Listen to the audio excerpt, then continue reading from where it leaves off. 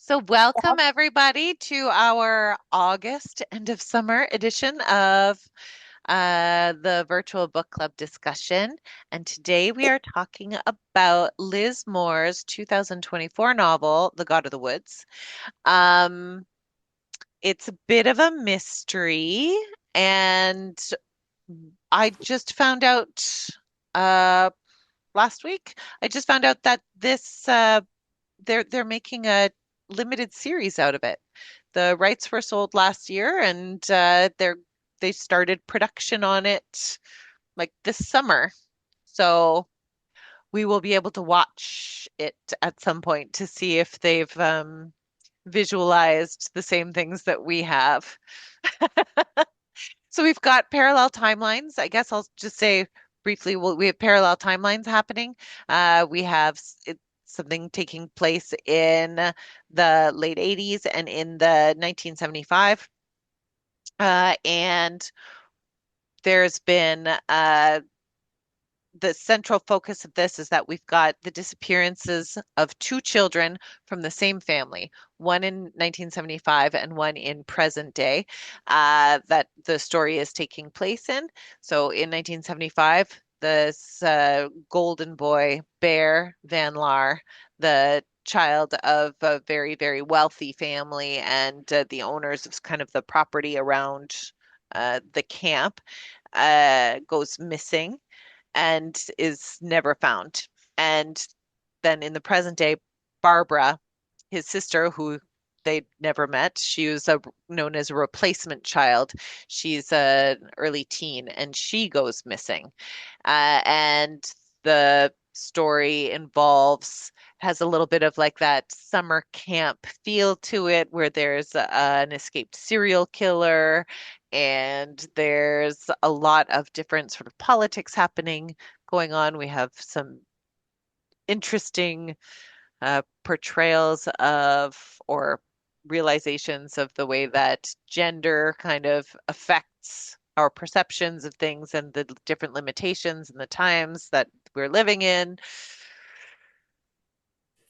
Is that a vague enough and yet complete enough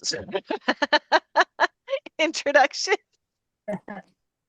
I'll open up the floor. Uh, Carol, Roseanne, Heidi, who wants to go first? Okay, because I have forgotten half of it already. You You know, forgot.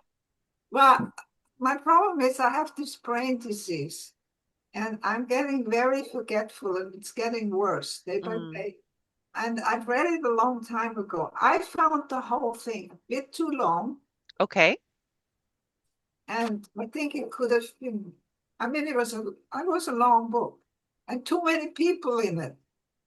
You And had trouble keeping track of all the characters? and you have to keep track of them all the time, and they go from time to time, from 175 and to the next one. And Mm, I found it, I loved it as a sort of a thriller and a quick read. okay. I was not very impressed actually with the book as such, because I thought a lot of stuff took too long and it wasn't solved very well. And Okay. well, like in most books, everything is solved at the last few pages. Hmm. I thought it was a bit. I thought it was a bit overdone. It was Okay. interesting, because it was interesting because of the characters and how they got along or didn't get along, and this, this family, in a way, family feuds, and then comes in. But I think they could have done with less characters and Hmm. and did more with them than they actually did. Because Okay. there were a lot of people, especially on the camp, some of the kids, they were sort of on the periphery, Hmm. but they played a very major role. I Mm, think it was just a bit too long. okay. Okay. Carol, what were your thoughts? First, I agree with Heidi about there's so many characters. For Hmm. example, they introduce someone and then later introduce someone else. Yes, a little bit. But I found, first of all, first sentence brings you in the book. She's not in her bunk. The suspense it's growing with each chapter. I had to stay up till about 1:30. I couldn't put the book. Okay, next. There's some very good phrases by G.T. Hewitt. The words, the woods can be your enemy if you don't have survival skills, and also your friend. Now, apart the characters, I have some questions. Alice, these women are a little bit, abused by the family. They think Alice is stupid and she doesn't know. But the shocking ending, it's Alice is the only one who knows what happens.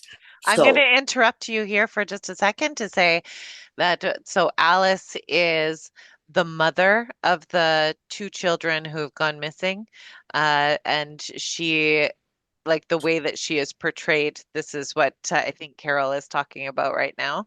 Yeah, she so holds the key to what happened, to finding the right, truth of what happened. right. So she's pining for Bear. She doesn't know what happened 10 years ago. Mm, And then she can't really bond with Barbara hmm because she's thinking Bear and Bear. We don't know why. And Peter thinks she's really sick. So they drug her up, you know, and and so her sister, Delphi, big shock. She trusts her doctor, her sister, and and she she sees a goddess. When they meet Peter, Alice is so shy. She let the sister talk to Peter, and in the end, she finds them into bed together. Now, Let's, Carol, can I interrupt you for just a sec? Let's start with just like kind of general overview, your thoughts on the book. So like you enjoyed it, you said you there was I, like you yes, stayed up I late. thought yes, the suspense was fantastic. I'm going to Okay. I'll summary what I think. Because Number then we'll one, let, because after that, then we'll let Roseanne talk a little bit about her thoughts kind of generally about the book. And then I think it would be then maybe we can get into sort of the specifics. okay, Does that my sound okay? book, thoughts of the book. Terrific suspense. Yes, there are too many characters, but how the characters blend together Mm, in the end. This one is sex, this one boyfriends and whatever, and the camp. And again, my thought: this is a wealthy family who controls everything, even their lawyer. These wealthy friends who Peter wants to be friends with, unless they're all investors in the bank. That's my thought mm. of a wealthy family who kowtows to Peter and at the expense of Alice. That's all. I Yeah, thought it was, I couldn't put it down. that was an interesting dynamic, and I think we'll come back to that. Thank you, Carol. Okay. Roseanne, your thoughts? Well, I read that book twice, and the same thing, same idea is what I didn't think it was that many characters, and I usually get confused with characters. I found Peter one, Peter two, Peter three. Sometimes I have to, like that was more a problem. But still, I still find the ending very strange, extremely strange. I still to this day, this poor woman Alice, yes, who knew who unfortunately his mind is blowing with all this drugs that she's being given, and institutionalized and all that. But she's finally told her son's remains were finally found. But it's a shame that she's never told that Barbara is alive and well. And that part is the Mm. part that I don't understand. I have never, I have still don't understand how Barbara's going to be alive and well for 5 years, always on her own in the middle of an island somewhere. And it's okay with that. And I that's the part that completely she's 13 years old, and I don't care how good she is in the wild, how somebody is like TJ is going to make sure she has enough things and whatever. But meanwhile, she's isolated up there. Something can happen, and you know what? I that part, the ending is absolutely ridiculous to me, Mm. especially because the mother still the father. Who cares? But the mother, it's a shame, you know. Well, I think this is part of it, right? With that separation, like when like with Barbara, this is I will put a I'll put a disclaimer before I post this on YouTube. Spoilers. But but this is the thing is that it's a little bit like both the mother and the father who cares because they never cared about her. They never showed an ounce of care towards her. And it's like, so she's like, I'm out. Like that's why she runs Well, away. that's fair because the mother. No, but it's not fair to say that the poor mother was being drugged all the time Of because of what course. happened to her son. But I think that if she was known that her Barbara was, alive and well, I mean, maybe she'd have a chance to get into a relationship. She's only 13. There's only, she still has a whole life ahead of her that she can maybe bond, not bond, but at least I just, anyway, the thing is to be able to that part, I still cannot understand. I cannot figure out how you can, in today's world, Well, in accept, yesterday's world, still yesterday's world, right? well, not that much yesterday, but I'm just saying how you can accept leaving a 13-year-old on her own in the middle of nowhere for 5 years until she gets to be 18. To me, that is beyond belief. Mm. What do you think, Heidi? Well, I found it strange too, because, for instance, Barbara, when she goes to this island, she's there, but how is she going to live there? I mean, nothing is really resolved. She's there all by herself. Who Hmm. supports her? Nothing. I find it's just, oh, there she is. And she doesn't want to see anybody anymore. I do understand her very well. Yeah. She ran away. I mean, she was really, she Well, was really a non-entity for the father and the mother. mhm. Well, no, because they wanted to send her to this special school that she didn't want to go to because it's for people who like her who are not listening to their parents. But that's, she wants to get away from her parents, but this is not the only way. I mean, we're not talking about 1925. We're talking about what, 1980? I don't exactly know when with all the dates at the beginning. I don't know. I don't know when this was supposed to have taken place. Well, it's got to be in the late 80s, Yeah, well, possibly early 90s, but she's 13, right? Bear disappears in 1975. So we're 13 years yeah, further. That's like 88. Um, well, And the other thing too to keep in mind is that we don't know what the end is. We know what part of the end is. Like one of the things that is described about how she's going to live out there is like all of her forest craft that she's been learning and practicing, right? That she is like, so the plan is for her to be self-sufficient, basically, out there. And this, On what? I mean, she might be self-sufficient I don't know. But the thing is, I can understand Barbara very well. And mm, I don't think that because it's the 80s, that can't happen. Don't forget, you know, people sort of in the 80s already, they had different ideas about life. And, I mean, she was just not wanted where she was. yeah. But I don't understand. Who was the god of the woods? It's the god of the that's woods another story. that helps people. Yeah. Well, one of the things that this Roseanne and I are in another book club as well that has that this came up as well. Who's the god of the woods? So traditionally, I believe Pan is the god of the woods. Um, Okay. it's not, but one of the things we talk about is like why why do you think that we have this title, the God of the Woods? There's not a lot of reference to it in the novel. But Pan is the god of the woods, and he is a mischievous god. And like part of that too, it's like it's neither good nor bad either. Not this idea of like, oh, like in like our perception tend to move towards good and evil, right? And that gets played with a lot in the different characters of the novel as well. Like, I checked up on the on Pan, you yeah, know, just but I thought, well, there must be some person that presents him in the novel. I mean, as I say, I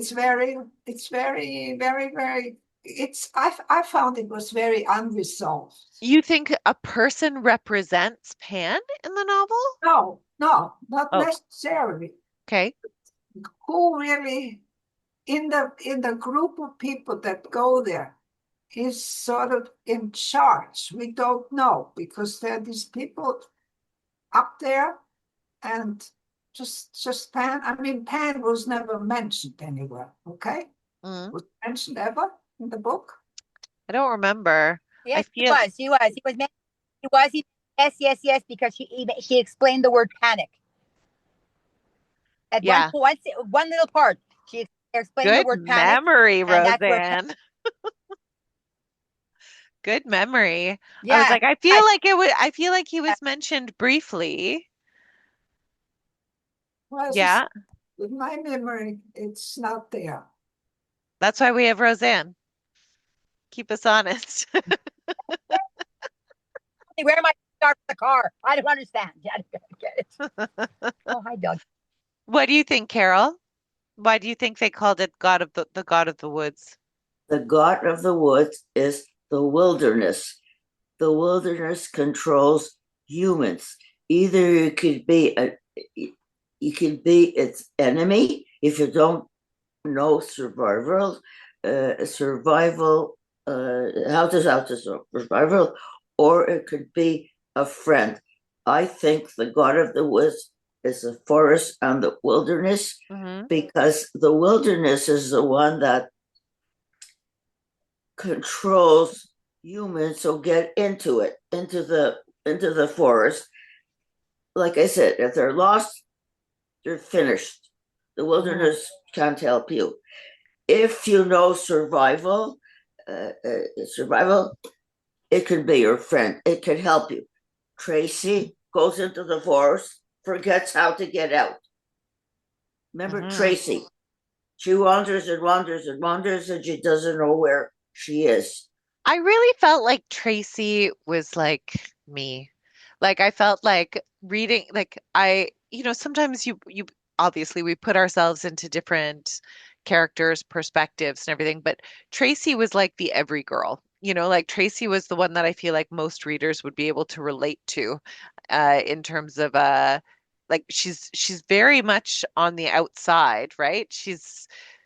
But her involvement in the story is very much tangential, and yet it's kind of through her eyes, or like I feel like her perception of what's going on is very similar to than what most of us our perceptions are when we were going into it. Maybe not most of us, for mine anyway, for mine for sure. Um, I think that what you said there is interesting, Carol, too, about this idea of like the God of the woods being the wilderness. Like I don't know that there's one answer to this, who is the God of the woods, what is the God of the woods? But I think that, and it's possible that I've brought this up before, I feel like there's again like this positive and negative, right? Like this is like this needed amount of respect when approaching the wilderness is brought up. And I think that that kind of translates a little bit across borders, like to like the awesomeness of the ocean, for example. Like this is like the awesomeness, the enormity of a god, the and that it has to be approached with this idea of respect. Does that make sense? And I don't understand why the little boy did not like his grandfather. That was never resolved, and I It find that never gets interesting. explained. There are a couple of things that don't get explained in it really that comes out from, well, it came out for me with multiple readings. Yeah, we never know exactly what it is other than that, like obvious that he's just a jerk, right? And more confusing with the Peters, like you mentioned Peter 1, Peter 2, Peter 3, but the grandfather is actually Peter 2, and the dad is Peter 3, and then Bear is Peter 4. Like, so we don't even have Peter 1. It's like does get a little confusing. No, there's Peter 1. Of course, Peter 1 is the one that they liked. The Peter 1 is the Oh one yeah. that the Yeah, whole but I mean previous. he's not alive then. Yeah, yeah, No. yeah. All the Peters that we meet, well, that's not true. That's not true. The two our two main Peters that we meet are just big jerks. And like this is it, is that like it doesn't get explained why Bear, Peter 4, doesn't want to be with his grandfather, but also him mentioning that he doesn't want to be with his grandfather, that he doesn't like his grandfather, that he's scared of his grandfather. Like that's sort of also these are these are all hearsay kind of things. And I think that there are like all three of you have mentioned like sort of a lot of characters, although Roseanne said it didn't seem overwhelming. Um, but I feel like in that, like I wonder if in that, like with the story that's being told, right?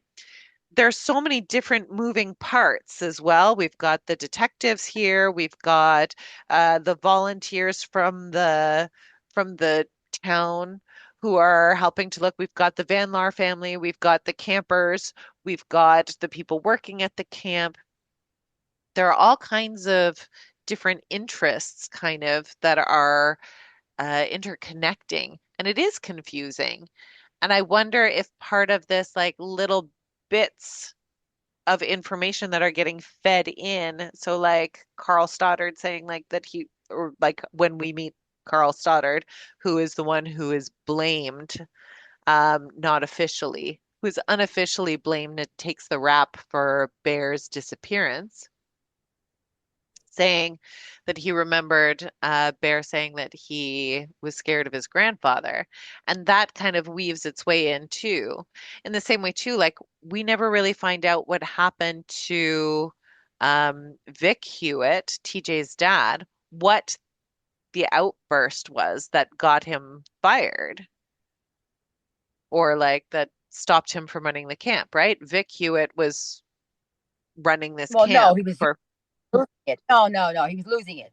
So But they we said don't know losing. specifics. This is it, is that we have these ancillary characters around the edges where we hear these little bits of like, oh, something, something.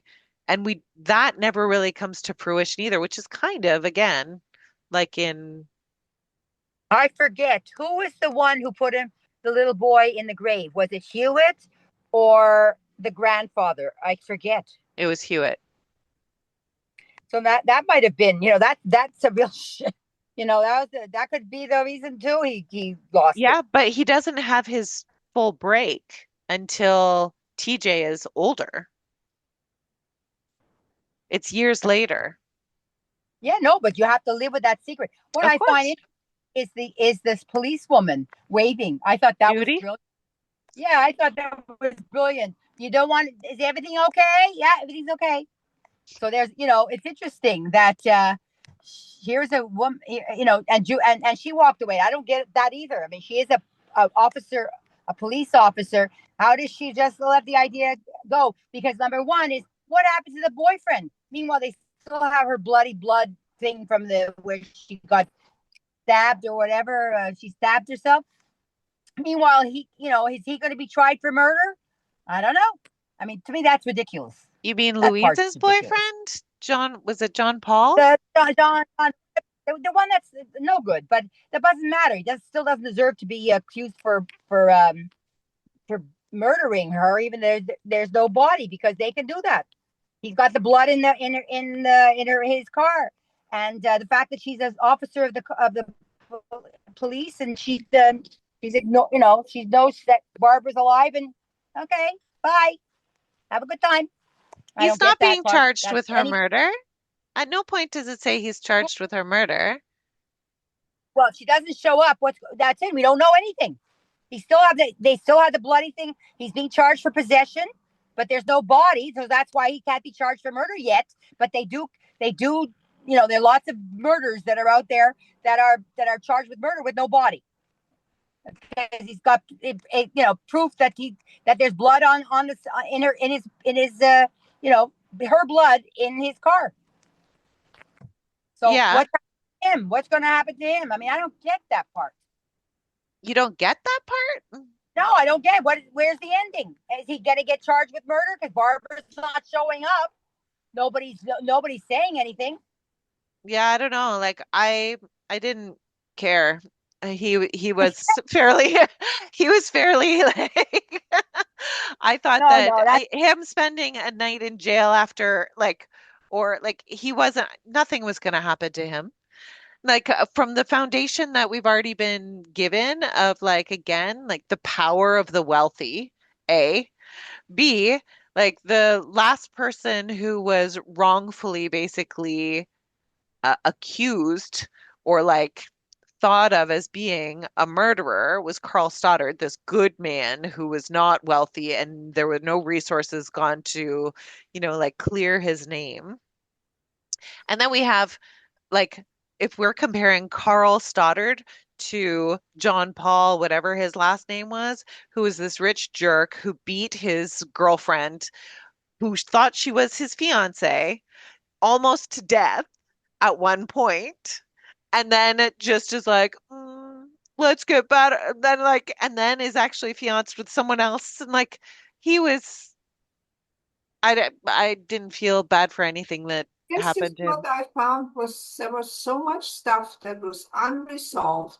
And A this is lot. why thank you. something Yeah. was so long because there were too many people and everything sort of was kind of on the sideline and just nothing got resolved. And this is why I think this whole thing could have been much shorter with fewer people and Yeah. you could make a really good story out of it.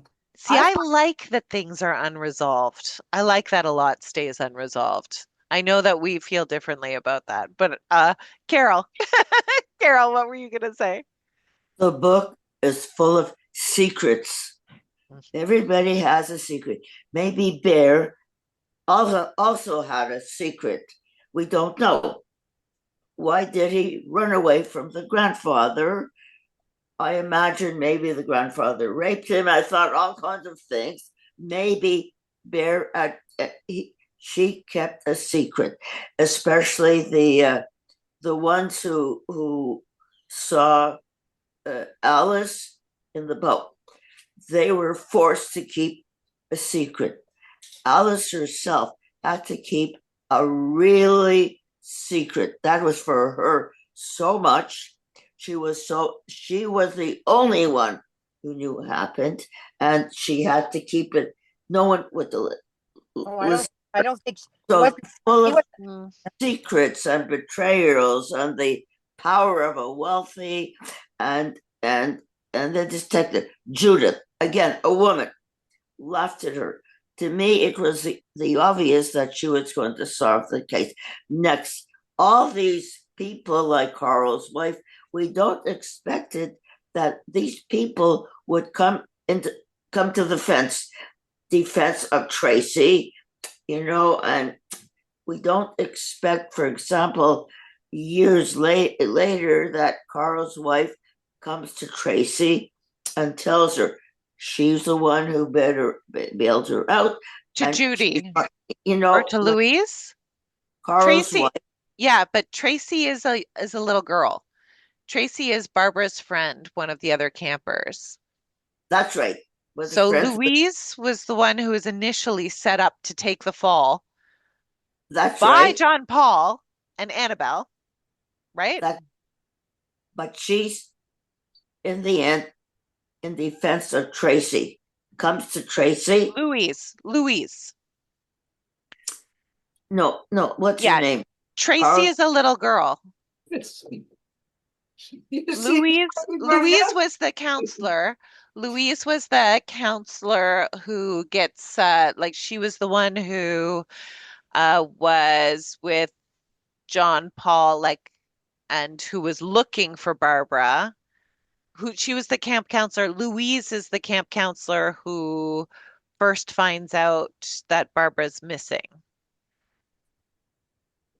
Yeah, that's right.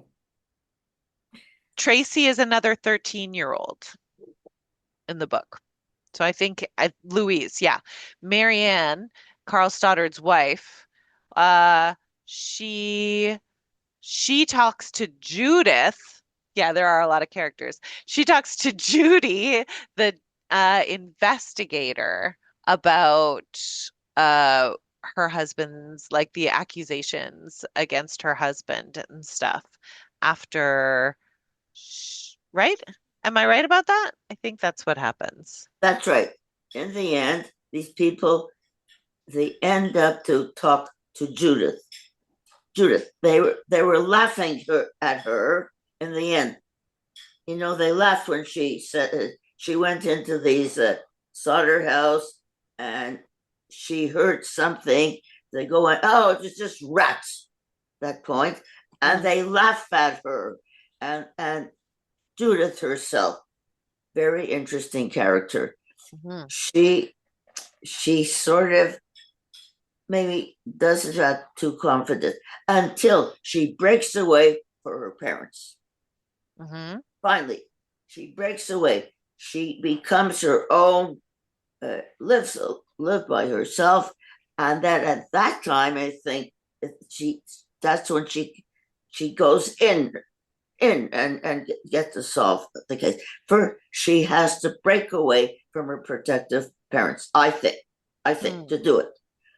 You know, she has to drive 2 hours, and her parents, blah blah blah blah I blah. have to find it. But she herself becomes her own person, and then she's not afraid. Well, And I might disagree slightly, like a chicken and the egg kind of situation about what's first. I feel like Judy does have a lot of, like, she's operating on a lot of having to justify herself and having to prove herself, right? Being one of the first women investigators in the state, being trying to be a good daughter, a good investigator, navigating the sexist, sometimes overtly and like kind of mean sexism, and sometimes this just kind of insidious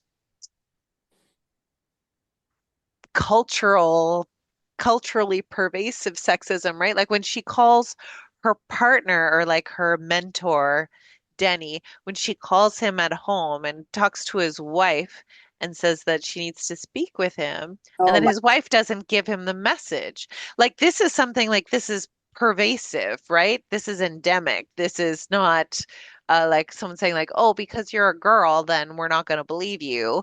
It's that it was like a cultural mindset fighting against. And she had that not just at work, but also at home, because then at home, then it was also you need to be at home because you're our unmarried daughter. And it was like this, like she's a very strong character and like calmly strong, I thought. Like it is like this um persistence of hers that is admirable for sure. I found her one of the best characters in the book, actually. She was really trying to manage everything, and I know she couldn't because there were all these faces again, really the things against her. Yeah. But understandable. It was at a time when, it's Yeah. But it's just weird to look at from our perspective back here. And it is really interesting, Carol, like you brought up too, like this um like her asserting her independence with her parents happens almost concurrently with her asserting her independence with work. And it's like it's like not a not intended necessarily as a breaking away. I think that's one of the fears of the parents, right? Is that it's like, oh, it's breaking away, so you're going far and you're leaving us. It's like, but it's that leaving to stay kind of idea. hey, And this we is get that 19, yeah, okay, but this is 1988, 85, 86. You know what? I know somebody extremely close to me who's 50 years old, And at the age of 16, she went to court with her social worker and emancipated herself from her druggy parents. Mm. And so if and this is 50, she was born, let's say in 76. So add another 16 years, that would be a 82, no, 92. So we're not, there are other things, that could be done. Yeah. Not so much, we think of it, still don't understand. It's still the 90s. This is not the 70s. This is the 80s and 90s, 80s for sure. I don't know. I found it not time sensitive. I don't know. I can't really understand. We're not talking that time. I can't. I think she's confusing the 70s to the 80s. There's a difference in the 80s. I think that also, though, just because something could happen doesn't mean that it was normal to happen. Like, it doesn't make it like an obvious choice or something that would like necessarily be like I feel like one of the themes that's pretty present in this book is again the power of the wealthy and the the ways that they are able to, or they were able to then. And I don't think that any of us would really argue that they're not still able to get away with murder or whatever else. They can get away with things because they're money, because they can afford fancy lawyers, because they can, you know what I mean? Like, I feel like part of that, like, this is one of the things that comes up a lot with Alice, who is the mother of Bear and Barbara, and she's wealthy as well, but she's also kept under the thumb of Peter 3. And in terms of like what she knows and what she doesn't know, like she has been medicated up to her eyeballs. She's been Right. coached and like told that she doesn't know like that she doesn't know better, that she can't make these decisions, that she can't make decisions for herself, let alone for her family. But that's how she's always been raised. We see her getting trained that way through her storyline. Um, I think that at least one of my takeaways from this was like that, like this is an outlier kind of situation where the rich guys don't win. That's so interesting you should say that. But the thing is that where the part I don't get is the mother was so screwed up because of all the drugs that she was taking. But meanwhile, she went to that institution and she cleared herself up and still didn't face the reality. That's the part I find so fascinating. Well, That because it was multiple things, right? Like, I mean, I don't like, does anyone think Alice wasn't screwed up before the drugs? oh, She was pretty screwed up before the drugs. well, I don't think she was screwed enough to know that that her son was killed because of her. No, not that. But this is it, is that like the whole mother's little helper kind of storyline that comes, right? So it's that she is already psychologically been like trained, coached into behaving a certain way, and also to like unquestioningly accept sort of the strictures that are placed. So first from her husband, then from her doctor. Her doctor says, you need to start taking these drugs to start, chilling out, right? That's where it starts. But she And doesn't never remember the accident. That's the part that's weird to me. because it escalates. Again, like Okay. the amount of this drugs like Okay. escalating. Go ahead, Carol. The doctor is also one of us, Peter's cronies. Mm. Remember, we know that Peter calls this doctor, who we know he's also an investor. Therefore, Peter were to tell Dr. Lewis will do it, everything. You give him our pills. So even the doctor is under influence than this wealthy Peter. The doctor, the lawyer, you name it. I think even that they had investigator. He lied. He screwed up. he was allowed to blame Peter. Peter, we know even this lawyer who's a liar, and and we know he lied because he's also one of Peter's cronies, as I say. The whole everybody who who is the one who is trying to solve the crime, and many times we know when the detectives get even they have a meeting, and this got his name, and Judith knows he's a liar. So Yeah. here, yeah, you're right. The power of this wealthy and the subjugation about Alice. And Alice, I think, was the worst. She had such a special secret that she didn't know what to do.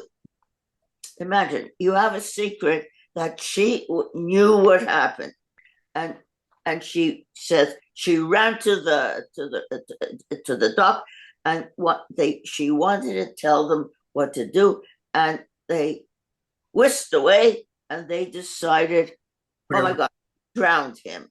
So even that, yeah, very interesting. So many, there's so many things in this book. I could talk for like hours. Oh, yeah, yeah. So here we go, and in the end, they get him. As far as Judith, I'll go back. They're immigrants. Immigrants. I remember when the Jews came here from Eastern Europe, and they had children, and and eventually the children wanted to leave the home. There's a song called "A Letter to Mother," and it says, don't forget your mother. So very interesting. Another story in a story, because yes, same thing with Jewish immigrants. Maybe, so that's what happens. Anyway, again, like I said, so many twists and turns, unexpected events, and a total unexpected. It was so unexpected, the ending, that I thought of it all night. Now, a good book is one that you think about it after you read a book. Yeah. You think, that's why, like I said, thank you. That might take. Yeah. It's my pleasure. My pleasure. So we're coming up towards the end. Heidi, do you have any other thoughts? No, no, I enjoyed the book very much because, it was just a read that was, well, for me, I was just wondering what's going to happen and who did it. Yeah. I must say, I don't think Bear had a secret. I think Bear was just a little kid, and he didn't like his grandfather for some reason or another. Because I had one of my kids when he was 5, and he ran away from home because apparently I said something that he thought wasn't right. And he Yeah. was actually right that I said something that, he didn't like. He packed up his teddy bear and he took his thing and he ran away from home. I mean, he got away about 10 blocks. I mean, I ran after him. Yeah. So you can understand. I don't think Bear had a very big secret, except he just didn't like the grandfather because the grandfather was too abrupt or something. Yeah. He slapped him at one point or something. He just didn't like him, which Quite is possibly. I mean, like, I didn't like him. Did no, anyone but like the it grandfather? wasn't, you know, and as I say, for me, it was too many faceted and too many people. And I think the whole thing could have done a bit shorter without all these extra characters that never got resolved or never Yeah. got it portrayed properly. Okay. Fair, fair, fair perspective. Roseanne, I don't know if you have anything else to say. We had to mute you because of I know you were chatting with I think your other person. So if you'd like to unmute yourself for some last thoughts. I do. Oh, go ahead, Carol. I want to ask you Is it now? who I'm Oh, going to. Roseanne, you're what's unmuted. Okay, wait, Oh, Carol, I'm let's let muted. Oh, I'm muted. I'm okay. I don't. Jesus. Uh, Roseanne go ahead. would I recommend this book? No, I wouldn't. I find that it's the ending is so weird, and it doesn't make sense to me at all. So Uh-huh. I don't understand it. Like I can't see anybody reading that book going, "Oh my God, a fabulous ending! It was so amazing." Nope. See, and yet you said you can't imagine it, but both Carol really enjoyed it. I really enjoyed it. I like the ending. I liked the ending too. I thought ending was brilliant. That she was out there all by herself. I She's thought, 13 years old. I You're thought, the odd one out this time, Grade Roseanne. 8. She's grade 8 kid. A Hey, grade 8 kid. we know your thoughts. We know your Okay. thoughts about that, so you would not recommend it. No. Okay, Nope. okay, and Carol, you. who is your favorite character? Ooh, okay. Who's your favorite character? Roseanne, you want to go first on this one? Okay, my favorite character, be honest with you. The thing is, I didn't understand why Annabelle lied about what was going on with her throwing up in the bag. That part I find weird because they don't see much about Annabelle, but I find Judica.